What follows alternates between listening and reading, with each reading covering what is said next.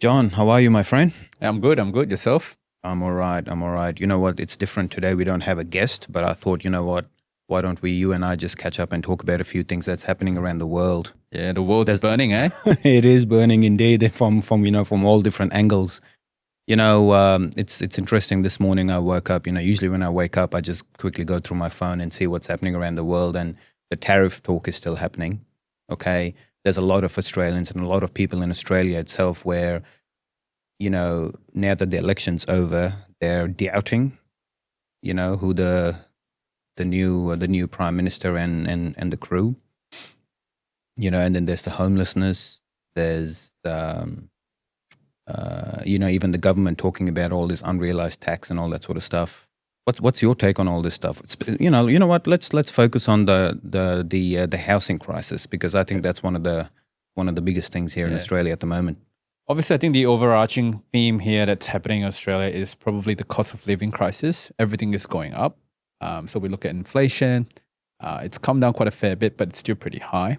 One of the biggest contributor and one of the biggest issues that a lot of Australians are facing at the moment is the housing crisis, or the price of housing, right? The home ownership in Australia is falling, right? And the home ownership, the age of people actually getting their first home is rising by the day, right? No guesses why, right? Because the prices are getting sky high. There's a number of factors contributing to it. We look at the net migration in Australia. We look at the Aussie mentality of treating housing as an investment. Investment, yeah. And obviously the tax benefits with using housing as an investment as well. And on top of that, we look at the number of houses being built over the years, right? And we look at the prices of the material costs and labor costs of to build a house as well. So all of this is just like the perfect storm, in causing this housing crisis, right? Yeah. And I feel like, there's a lot of different things that must be done to address, certain things. Now, if you look at treating housing as investment, right? Because I think that's a recurring thing that I see quite a fair bit of people commenting on. Like, wouldn't it be easier just to abolish the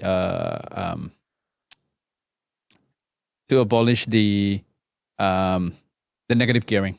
Yeah. Right. And I think a lot of Australians don't recall, but I think, back then, someone tried to actually do that. Someone tried to abolish, right, the negative gearing for housing. That did not work out well at the end of the day. There needs to be a finer approach to it, right? So whether it means that maybe beyond the first or second property, that's where it starts to kick in, right? Then it will make more sense. Because at the end of the day, if there is no investors, it means there is no houses to rent. Yes. Right? So naturally, in order for people to be able to rent, there needs to be investors. You need to entice them enough, but at the same time, not turn it into a way where it's all about the power shifts all the way to the landlord. Right. So yeah, and you're right, just spot on. And I think the other contributing factor is the cost in Australia. Like, it's not cheap to build a house here these days. Like, if you go back, 10 or 15 years ago, I've heard people say they can buy a block of land and build a house for under 500K. Now, depending on the location and the type of house you want, you're looking close to $1 million. And then there's also the fact that people are moving interstate. The cost of living in Sydney or Melbourne might be higher than what it is in Queensland, So they decide to pack up and move to Queensland because it's cheaper. They sell whatever they have. They make their coin. They move to Queensland. They buy a house, and they still got change. And I think that alone also has an impact, to other sectors like I've got a couple of colleagues in the NDI space, and even they're saying that it's quite challenging for them to even rent a property. And then on the other hand, with the cost of rent rising, the people who are receiving these supports can't even afford to pay their share of the rent because of their pension. So, and I think that's a very serious issue because housing is the foundation, for all Australians, right? It's the basic foundation for family well-being, for personal well-being, your own mental health as well. We spend about half of our time, at home. We speak to our family. We bond with our family. We have meals with our family at home. We sleep at home. That's basically our safe haven to rest up, right? If that basic foundation is out of reach, reach for a lot of the Australians out there, it is a big problem. Yeah. Right? Because then suddenly you see there's a lot more social issues arising from this, right? If the house is a basic foundation, like I said, for well-being, what do you think is going to happen when Australians can't afford it, or if they're being put under stress? Mental well-being goes down. It affects their productivity. There will be more healthcare costs associated in terms of, obviously, if they are suffering from mental health and they choose to seek help with it, the costs associated with it as well. So there's a lot more that will be affected, right, than just not being able to afford housing. Family dynamics will change. People's well-being will change as well. Yeah, you're right. Now, what's your take on the migration rules in Australia? Because surely that has a massive impact on the number of houses available for people who are migrating to Australia. Now, we're talking not just an individual. Usually it's a families and extended families. Everyone tries to move to Australia, and then now you're looking at, rather than one house, you're looking at 3 or 4 houses. What's your view on that? So simply put, Australia depends a lot on migrants at the end of the day. Now, quality migrants, obviously, a separate issue. The number of migrants at the moment, yes, is very high, considering that the supply of housing is not there. We need migrants for a lot of different reasons. First of all, we do have a job shortage, right? We do have a lot of vacancies, and that is across many different industries. Second thing here is that Australia is in debt. Yeah. Right? We need more taxpayers. If taxpayers aren't coming in, where are they going to get that income from? How are they going to ever be able to repay the debt? Like it or not, at the end of the day, this is what I previously had this discussion with someone. And what we agreed on is this, right? Australia needs migrants to thrive economically. Without migrants, our basically our economy is pretty much doomed to fail. Yeah. Right. So you cannot stop that. You can't. You can you might reduce it, but you cannot even reduce it significantly. Yeah. Okay. The reason why is because it's this, right? So, like I said before, we depend on taxpayers to pay, right, for certain things. If the numbers don't increase and everyone obviously wants growth, it's not going to happen, right? Organically, it's not something that is achievable, right? Singapore is the same thing as well, right? We have to have a lot of net migration in order for the economy to continue thriving, right? So first of all, it builds demand for the local produce. Then second of all, like I said, the tax contributions that they have as well. The only problem with migration is this, right? A country can accept a lot of migrants. It all depends on how the culture is able to accept the migrants. So what I mean by that here is this. Migrants come in from all around the world, right? Each of them bring in different culture. And obviously, I'll put it out there, okay? A lot of us Australians have that stigma or prejudice against migrants, okay? I can understand why at the end of the day, because they would feel as though that the migrants are taking away their jobs. The migrants are the one causing the cost of living crisis, and the migrants are basically the one to fault for everything. Yeah, like that cannot be further from the truth. Okay, just because of the reason here that, like I said, migrants are contributing to the economy. So what needs to be in place is something that is more systemic, right? We're looking at more policies, right? We're looking at better fiscal strategies around this whole situation. Because without migrants, we're doomed to fail. Yeah, yeah. Now, just going back to, excuse me, just going back to what you mentioned earlier, there's a couple of things that you raised that I would like to get back to. But with regards to, while you were talking, I was just doing a quick Google search, and it appears that the Albanese government has introduced measures like 10 billion housing, Australia Future Fund, aiming to build 30,000 new social and affordable homes over the next 5 years. Where's this money coming from, considering Australia is already in debt? Well, again, probably more debt, right? At the end of the day, if the 10 billion is a lot of money. It is. But if you look at the size of the current debt at the moment, 10 billion is probably nothing. Yeah, that's true. Right? Yep. And if it does solve a bigger social issue, and that can lead to the increase in productivity of Australians, then I think it's a good move. Now, personally, I don't think the government will be able to fulfill that promise. We look at the last 3 years where the Albanese Why government... do you say that? Well, we look at the last 3 years, right? Yeah. About there, the moment where the Albanese government has promised to build that social housing has not happened yet. Yeah. Right. They're still relying very heavily on private homes being built. Now in Queensland, there's a lot of a type of new housing that's coming up, right? Which is basically like your studio units. Right? That's becoming more popular. In a way, it's good. It solved the homeless issues. But at the end of the day, like, it's not the right environment to foster a family or basically to create a family, I should say, right? And if the government does not do anything about it, it's still a problem. Yes, you solve the immediate housing issue, but you're still not solving the fact that, people cannot have a family within that environment, right? If people can't have family, guess what's going to happen? It means that they're not going to reproduce, right? Then it will become an aging population. And then what's going to happen here is that the economy is then going to shrink because there's not enough young people to actually spruce up the economy. That is true. And then the government will then have to bring in more migrants again. And then that's going to cause even more social issues, right? So it's a very tough question to answer, to be quite honest. I don't have all the answers. Well, I wouldn't say I even have any of the answers, right?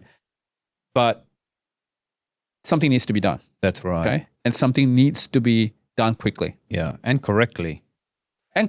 Yeah. Like, look, to be honest with you, I don't even know whether we have that, luxury of time to actually make sure that things are done correctly. I feel like we've come to a point where we have to put something out quickly and hope for the best and see what happens and improvise on the go. Yeah. Like, it is that serious. That's what I personally feel from looking at, the entire country's data, right? Like, we look at how fast median pricing is actually rising. If the government doesn't put a stop to it now, or actually put in measures now, it's going to be a huge issue. Friends of ours, I think about 2 months ago, their lease came to an end, and they've been living in that property for around six, I would say about 7 years. Now, they were paying, I think, about $550 to $580 in rent per week. Their recent lease renewal indicated that the rent's going to go up from $580 to $750. So these guys had to scramble and pack up and move to find alternate accommodation because, they can't afford it. They can't afford it. Now, John, just going back to something you mentioned earlier with regards to tax, I believe you've also seen, that the government's looking at introducing unrealized tax for super currently. This morning I was wondering, what's stopping the government from introducing that to property? You see what I mean? Like, why are they just limiting that to super? When they say, I believe Anthony Albanese, he mentioned that, is it 1 in 10 people that's going to be affected by this new rule? But then there is nothing to say that they could at any point apply the same rules for properties. Yep. Because as you and I, we both know, the value of property goes up every year. So you think that could happen? Unrealized tax for properties? Yeah. But before I touch on the tax part, I just want to touch on your friend, right? That's currently having rent doubled. Queensland's a very unique scenario here, right? Outside of the cost of living crisis that's affecting the country countrywide. What has happened during COVID, the interstate migration has caused a lot of issues, right, in terms of housing wise. And it's like, someone moving from Australia to Bali, Yeah. right? Someone with a lot of cash loaded up, go to Bali, buys up all the houses because they can afford to, right? I've been speaking to a builder of mine, right? And I've been asking him, like, look, who's investing into this housing at the moment? And you'd be surprised to find, to hear this. But a lot of the investors in Queensland, and I would assume Perth right now as well, because, it's a lot more affordable comparatively. A lot of the investors actually come from Melbourne and Sydney, right? Mm-hmm. So these interstate investors who are earning a much, much higher wage or income, they are contributing to the issues here in Queensland. Now, you can't really stop that because at the end of the day, it's something that would happen across the entire country, right, at some point. So it's always like this. It's always targeting the next most affordable place. So unfortunately, Brisbane was caught up in that. And I think that 2 or 3 years is where it started to, I guess, adjust itself, right? So now it's more on par with Sydney and Melbourne. So it was something that was going to come, but unfortunately, I think COVID sort of accelerated that a lot quickly. Process. Yeah. I think Queensland people probably feel the pinch more in terms of cost of living than any other states. Just want to add to what you just mentioned as well with regards to all these, people with wealth, transferring across here to Queensland. And the other feedback that I also received from some, from the people in the community is that a lot of these people shifting from, either Sydney, Melbourne, Perth, Queensland, they're even prepared to pay rent upfront for 12 months. Yeah. Now, your average person here can't do that. Yeah. It's a struggle for them to even, try and get their bond and 2 weeks or 4 weeks rent together to even move into the house, let alone pay 12 months upfront. So I don't recall if the government stopped that. Because I kind of do recall maybe there was, I know there have been quite a fair bit of legislation changes recently to combat these issues as well. Okay. I'm not sure if there was one actually introduced to basically combat that. You cannot ask for more than a couple of months, I believe. I could be wrong here. Yeah. But yeah, so. But still though, like your average rental these days is what, around anywhere between $500 to $800? Probably more than that. More than that. Yeah. So if you think about it, let's look at somebody that's only earning, 60, 70K a year as a family, kids. How are they going to fork out a couple of months of rent in advance? Yeah. So look, I think at the moment, right, so median rental, if based on a few suburbs that I've looked into, they are hovering around that 700 odd to 900 odd, right? That is like your median pricing. And that's for a 3-bedroom house. We're not looking at a 4-bedroom, and we're not looking at a 5-bedroom. And people's wages nowadays are a lot higher, I do have to say. They're around that 90 grand mark. Right? But 90 grand mark is not going to account for a 50% increase in rental, for example. Yeah. Like in your friend's case, it's a 100% increase over the course of 2 years. I don't believe his income would have increased by 100%. So again, we're caught in this perfect storm, Queenslanders are, and there is no real solution to it at the moment, right? Because like I said, it was time that Queensland caught up. It's just that COVID sort of accelerated that process. Now, back to that unrealized tax. I don't think anything's going to stop the government, right? So it's all about a balancing act. When unrealized tax was introduced, everyone was complaining. Yeah. Right. Well, again, the most vocal people are usually the ones that complain. You won't hear from the people who accept it. So it's hard to tell, right? But again, I think it's the ones that it's, if it's going to impact them, they will vocalize that. That's not true. You reckon? That's not true at all. So from what I recall here, and correct me if I'm wrong, is that this unrealized tax, because it's obviously only for superannuation, and the threshold here is $3 million. 3 million, yes. I think only 10% of people, or less, is actually reaching that threshold at the moment, right? Yeah. So what I can get... But hang on a sec, John. Sorry, just hold that thought. But what about the generation that's coming? Like, okay, we do have a an individual with 3 million plus or whatever in their super, they bought properties with it and whatnot. What if the time comes for them to depart, and then all that is then handed over to their kids? So now these kids automatically inherit the assets, including the tax bill.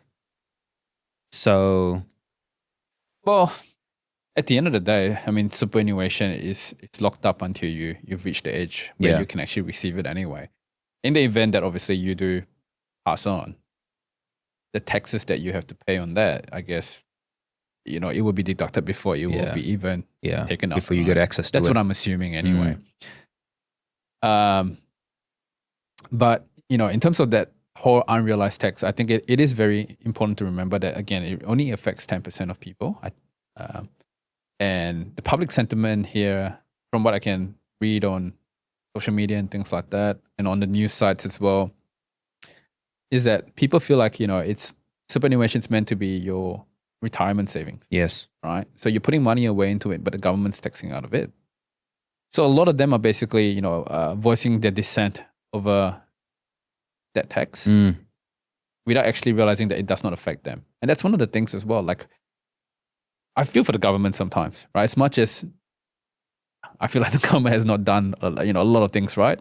Again, like I said in our previous episode, for a country with that much resources, Australians ought to be better off than a lot of the countries out there. But it is far from the truth, right? So, but one thing about Australian people is that, they, when they receive the news, or when we receive the news, okay, we jump on it at the first thing. Right? That's our reaction, right? It feels like our natural instinct kicks in really quickly. Human nature. Right? And most of them just reads like the title of it. Yeah. Government is going to introduce a what do you call it? A policy. Unrealized tax against tax. And people are like, shit, it's going to affect me, this and that. And I'm like, guys, it does not really affect you now anyway. Again, unless, inflation's heading the way it's heading, and, suddenly, and the government doesn't raise that threshold and it becomes like the LCT, then yes, we will come to that situation where the future generation is going to feel the pinch because, that 100 grand now might be $3 million in 20 or 30 years. Yeah. Right? But until that happens, it does not affect you. Okay. It affects that 10% of people.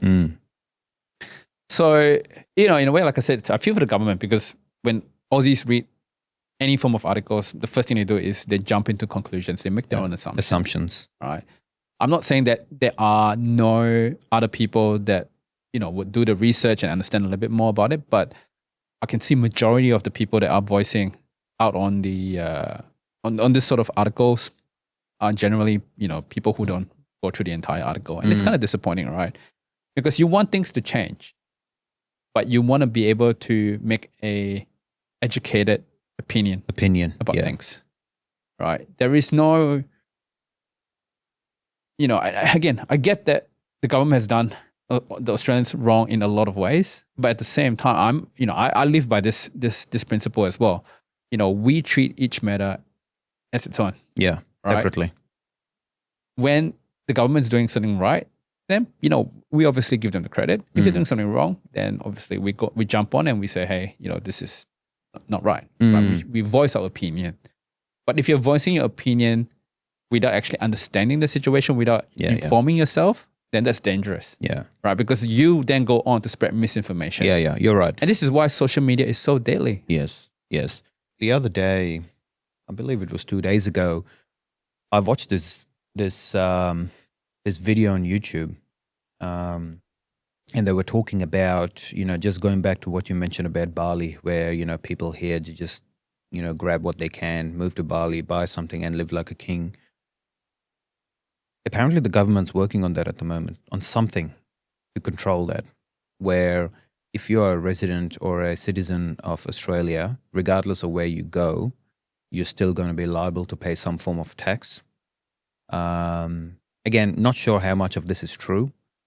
Again, I just think, it's quite interesting that this individual has gone to that extent to do whatever research he's done to figure that out.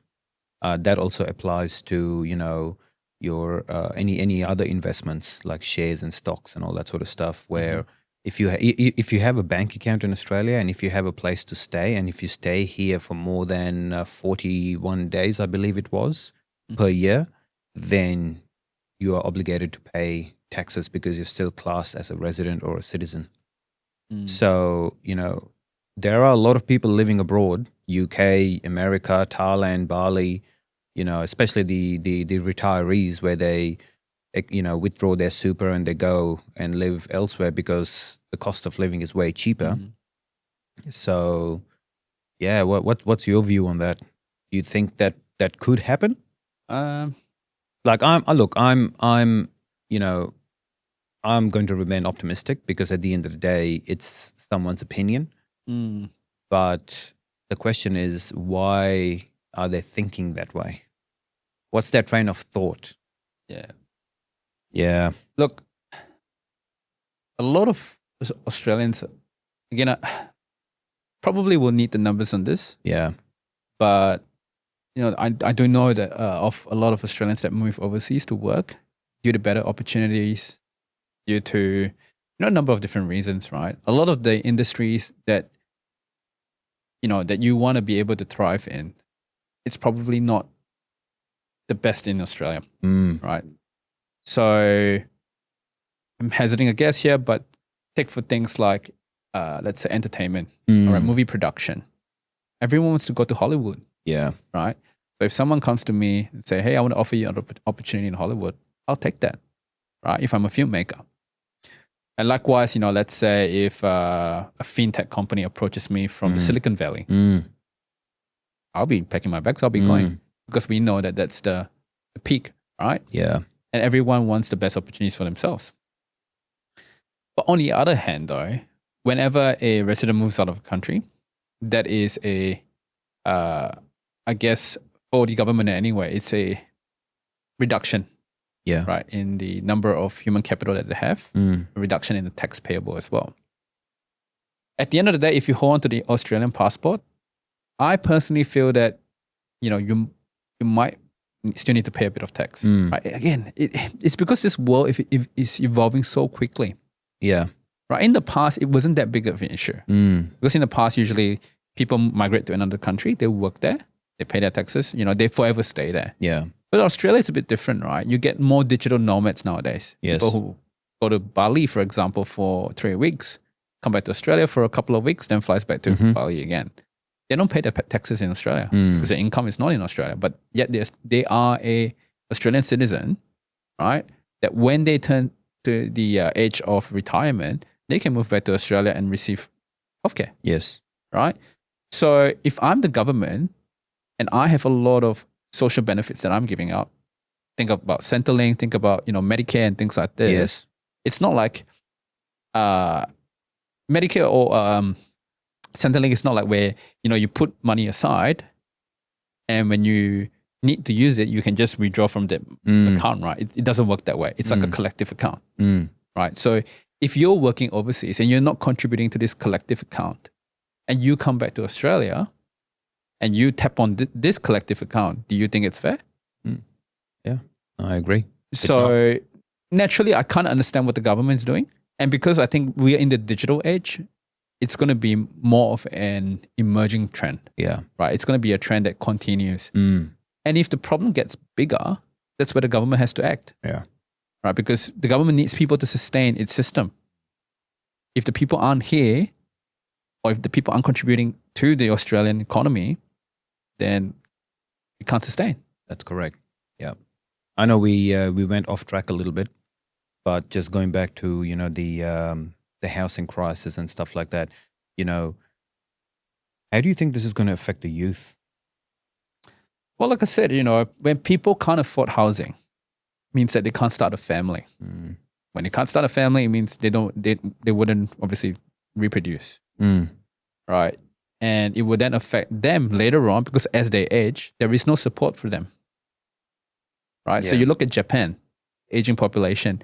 You look at, I don't remember, but you look at Japan, prime example, where you have the, like generally what happens here is this, right? It's almost like a pyramid, right? Your younger people are the bottom of the pyramid, the base of the pyramid, so they represent most of the population, and then goes all the way up, right? That should usually be the trend. But when it's inverted, that's where it becomes a problem, right? So in Australia, it will affect the youth because when this becomes inverted, then you're depending on a much smaller population to sustain the entire economy and the needs of a much larger population who are now aged and out of the workforce. That becomes an issue, right? Then you would see that there's a lot more stress that's going to be happening on the younger generation, and they're going to be succumbing a lot more to mental health conditions, right? Now, I personally find, and this is my opinion, that a lot of Australians are suffering from mental health condition. I don't know if, I guess Australians, or Australia, I rather say, we publicize mental health a lot. We publicize disability a lot. I recognize disability. I recognize mental health. But I guess, sometimes I feel like, that has sort of eroded, right, the resilience of a common Australian. So what I mean by that is this. There was an interesting article I read, right, about a psychologist basically saying that there is a overdiagnosis of ADHD, right? And there was another separate article I read as well that, ASD is also now becoming a overdiagnosed one, right? And the problem I see with all of this is people are using this to actually better themselves. So if I'm aware of my condition, I can take active steps towards sort of addressing it, then fine, right? But when people are overdiagnosing it just because they feel like they have a problem and it's not themselves, or it's caused by something else, then that's where the problem begins, because then suddenly you're looking outwards, right? You're not looking inwards to possibly what might be wrong. So I think that's where the overdiagnosis problem becomes a thing, because people are diagnosing people for everything under the sun, but they do not understand that sometimes as well it does stem from within, right? So like I said before, it's going to be a interesting times ahead. Yeah, I bet. John, you mentioned earlier about negative gearing and stuff. Now, look, if I was someone that had multiple properties, why would I consider opening it up to the market for rentals when I could use platforms like Airbnb that's going to give me a greater return? Because I understand the current pain point here in the country with not enough houses and stuff like that. But at the same time, there's incentives, like the way I look at it, me personally, is like if I own 3 or 4 properties that I could potentially rent out. But why would I do that if I could say, you know what, if I rent it out to someone, to a family, I'll probably get maybe about $500-$600 a week. But then if I put my property onto a platform like Airbnb or Stays or whatever else is out there, I could potentially make $500 a day. Do you think that's contributing to what's happening? So I think the volume of houses being used for Airbnb, in the grand scheme of things, is quite minute, right? Like, it is contributing to the problem, but it's not as big of a contributor as the lack of housing and the net migration, right? Now, in terms of negative gearing and all this about Airbnb, like I said, it's going to take a bigger reform. More houses need to be built now. I think that is the biggest issue. There is a lack of supply, right? The other thing that I also think that needs to happen within Australia is we need to be looking at other countries as an example, right? We need to learn from them. How do we control what are they doing? Property pricing, right? Yeah. Now, Australia is, again, we've got plenty of land, right? But how is pricing of houses so expensive, right? Another contributor that I failed to mention earlier, okay, is the proximity to workplace. Okay. Now think about it. The entire Australia has so much land. Why is houses only being built in that very small pocket within the city, right? It's because all of the workplace are gathered within that one area. It's very centralized. Now, what I think can be a solution, and again, this is a very long-term solution, and this is what involves like urban and town planning and things like that. It's about decentralizing everything. Sydney or New South Wales is an example of that. You've got New South Wales and you've got Parramatta that's coming up. So, there is that bit more of a decentralization that's happening. And then Queensland, hopefully, if what rumors are true, then Beenleigh could be the next thing as well. Spot, yeah. In terms of the business hub, more of this needs to happen, right? And in order for that to happen, and see, this is back to where we talk about in the first episode. For that to happen, government needs to support businesses in thriving, right? So they can then open more businesses everywhere around the country and be able to employ people in those areas. If they don't do that, then again, businesses will rather just open in the central areas where there's higher demand, where there's a higher chance of success, right? So again, I don't think anyone's got a perfect answer to this, but Yeah, interesting you said that, John, because I remember you told me, we had this conversation, I believe about 3 or 4 weeks ago, where you mentioned that one of your colleagues from, a community services space, they have an individual that requires support in the rural area.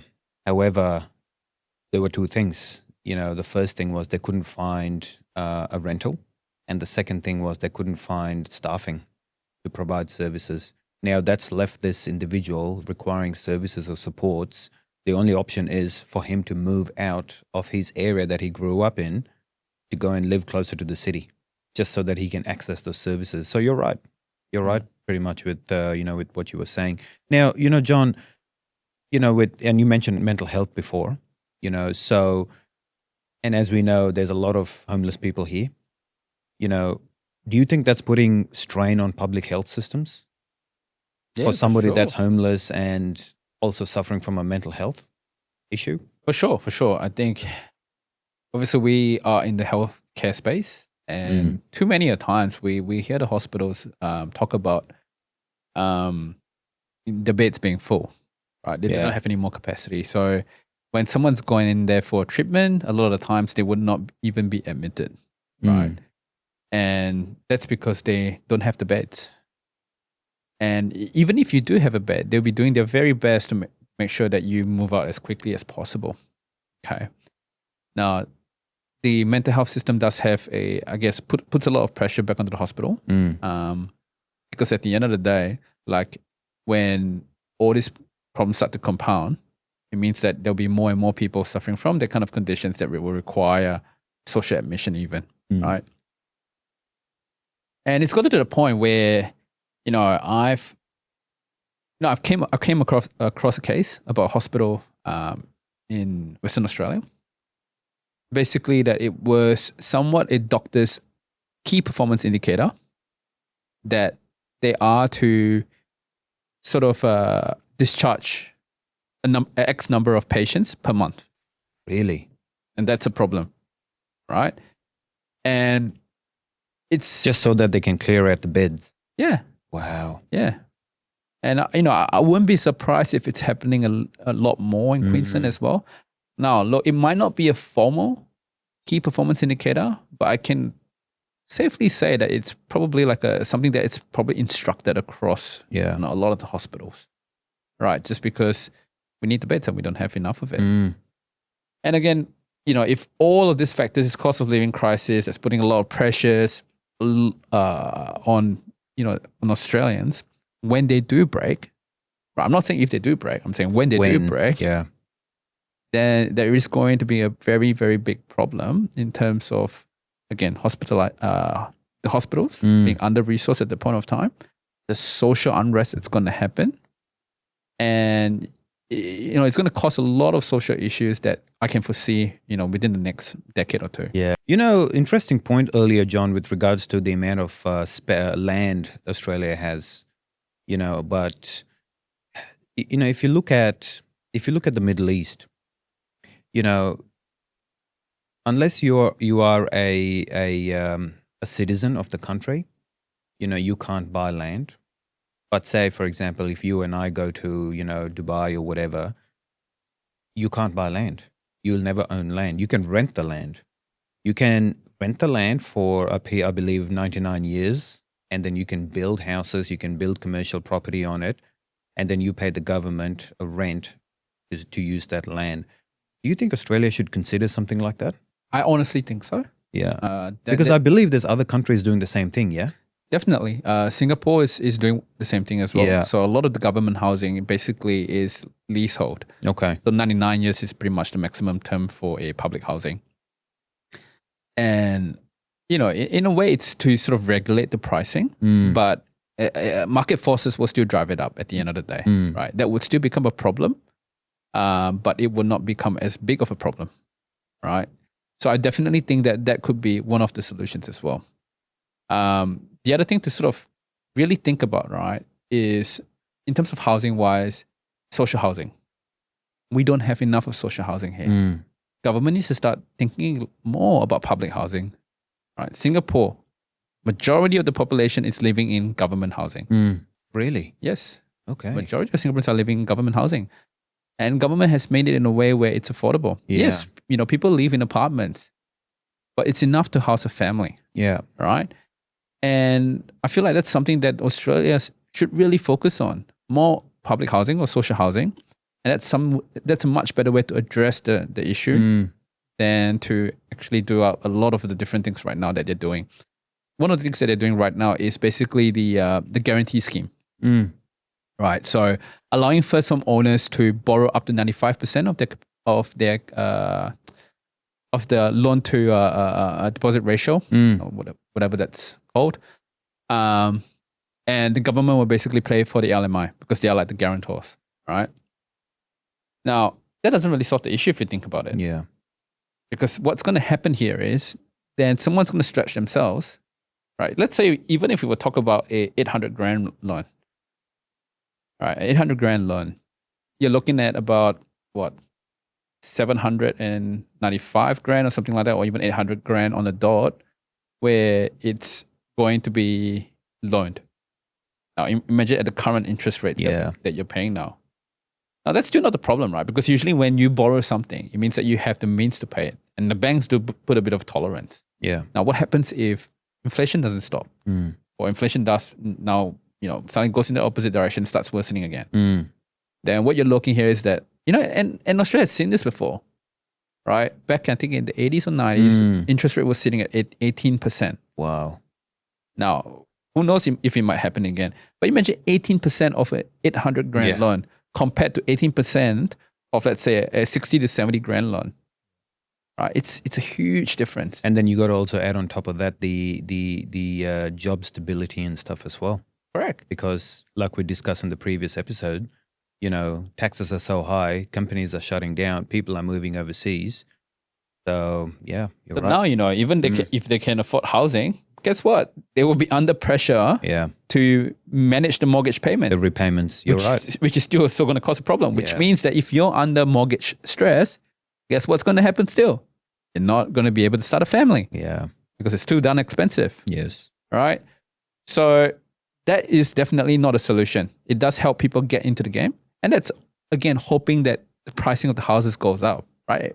Anyone that takes up this scheme, their mentality would be, and I can guarantee you this will be the mentality, right? Because it's based on what has happened over the last 3 years.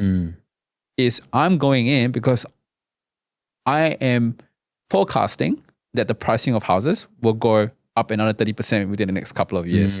So even if I'm borrowing at 95% now, come 3 years when it goes up by 300 grand, suddenly my that loan ratio, right, compared to the house value, is suddenly now at 80%. Yeah. But again, that's assuming that that's the case. Yeah. Right. I think, in my opinion anyway, I really think that the government needs to have some form of incentives for individuals who are in the position to buy multiple properties.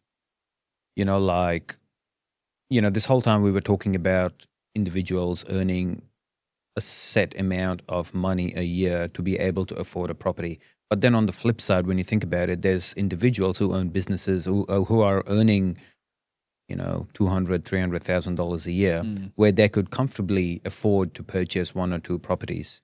But then, I think there needs to be some form of incentive from the government where it entices them to go and do that, rather than saying, you buy property, we're going to charge you this, we're going to charge you that, where it's costing them more money to own more properties. So this one interesting thing, right? That was said. So outside of that, ownership of property, right, is Australia does have a very unique thing called retirement villages, aged care obviously as well, private aged care or public aged care.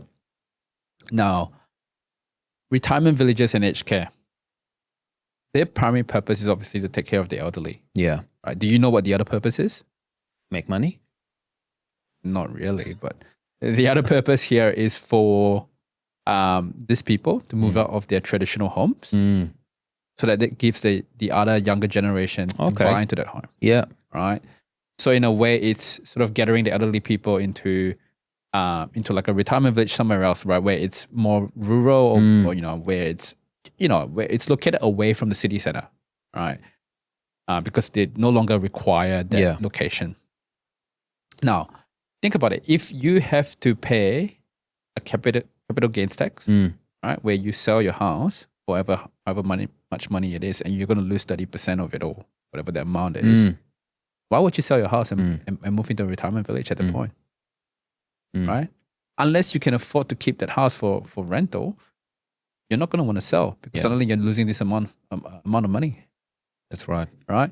So that's what, I found very interesting, because I read that comment somewhere, and that person that did make a point, right? Is if you are going to be selling something and you're going to be losing a lot of money from it in that sense, then no point. There's no point. You hold on to it. Yeah. So that sort of defeats the purpose, right? Yeah. So I think there needs to be a lot more consideration into that. So for people who are above the age of 65 and are retiring to a retirement village, for example, or an apartment, they should be able to get that exemption in taxes, right? Because then that helps a lot, because then that frees up that entire home, right? Because when you're 65, your kids probably already moved out. So you are now, let's say a 2-person, home, right? In a 5-bedroom home, in close to the city, 10 kilometers away from the city, right? And if there's not incentive given for you to actually move out, then you're going to forever stay within a home. And that is an empty house that could be used to house an entire family. Family, yeah. So government needs to think of things like this, right? And again, obviously there's the boomer generation, when there was a whole influx of babies. And they're going to be turning that retirement age very, very soon. I think it's the end of this decade, right? And if I'm the government right now, I'll start to think a little bit more about how I can incentivize them to move out. Yeah. Right? Whether that means, less taxes to pay when they move out, for, especially if they're moving into an apartment or moving away from the city center. Right? Or what we can do as well is consider a different tax scheme. Right? And again, this might not work if the infrastructure is not in place, or like the city planning or urban planning is not done properly, right? Where it's a lot more decentralized. But perhaps it could be a different tax scheme, right? Based on how close you are to the city center. So if you are, or age, yeah, or age. So if you're selling somewhere a lot further or buying somewhere a lot further, you pay less stamp duty. Yeah. If you're buying closer to the city center, you pay more stamp duty. Yeah. Right. So that could also be a solution. I don't know. Putting it out there. So these are all things that I guess could be considered. Again, I'm not an economist. I'm not I'm not exactly, I'm not a financial advisor, right? So a lot of the times these are things that we can suggest, but ultimately whether it works or not, it's for the government to decide. Yeah. Anyway, John, thanks for talking about, what's happening. We'll move on to the next topic. Sounds good.